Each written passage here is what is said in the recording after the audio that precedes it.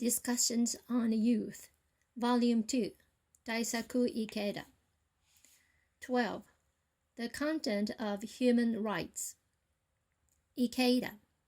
Spring is near.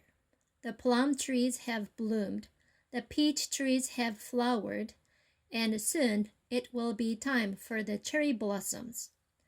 The famous English romantic poet Shelley said, "If winter comes, can spring be far behind?"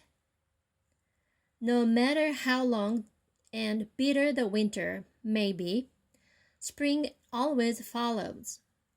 This is the law of the universe, the law of life.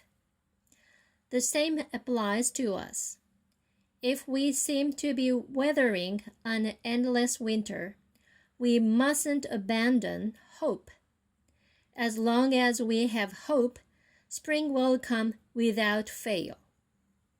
Spring is a time of blossoming.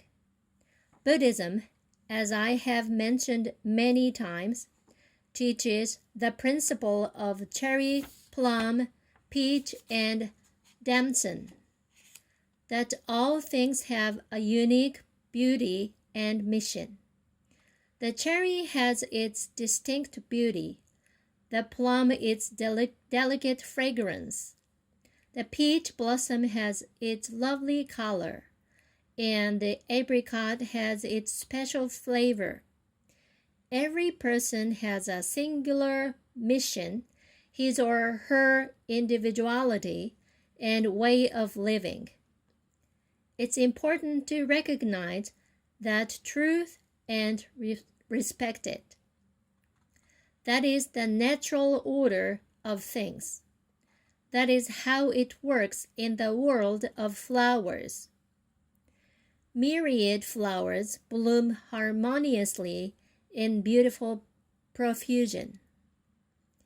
Unfortunately, in the human world, things do not always work this way. Some find it impossible to respect those who are different, so they discriminate against them or pick on them. They violate their rights as individuals. This is the source of much unhappiness in the world. Everyone has a right to flower, to reveal his or her full potential as a human being, to fulfill his or her mission in the world. You have this right, and so does everyone else. This is the meaning of human rights. The scorn and violate people's human rights destroys the natural order of things. We must become people who prize human rights and respect others. Kimura. Discrimination and bullying may exist in our immediate surroundings. These can take extreme forms, such as war and oppression. Do you think these are the same thing? Ikeda. Yes, some people have said that bullying is just war in miniature. I remember something that happened during World War II when I was about your age, or maybe a little younger. They were selling hard-boiled eggs in front of Kamata's Otori station in Tokyo's Ota ward. I wanted one very badly, but I didn't have any money.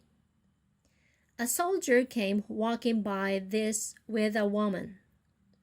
It just happened that an officer was there too.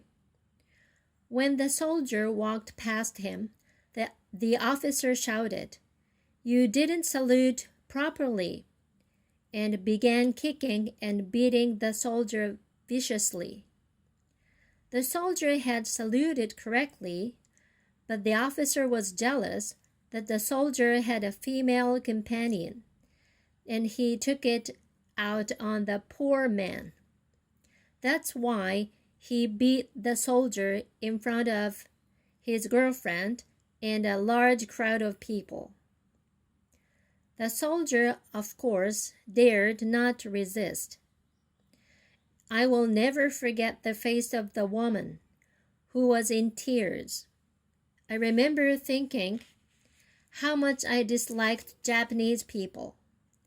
I knew even then that the military was vicious and wrong.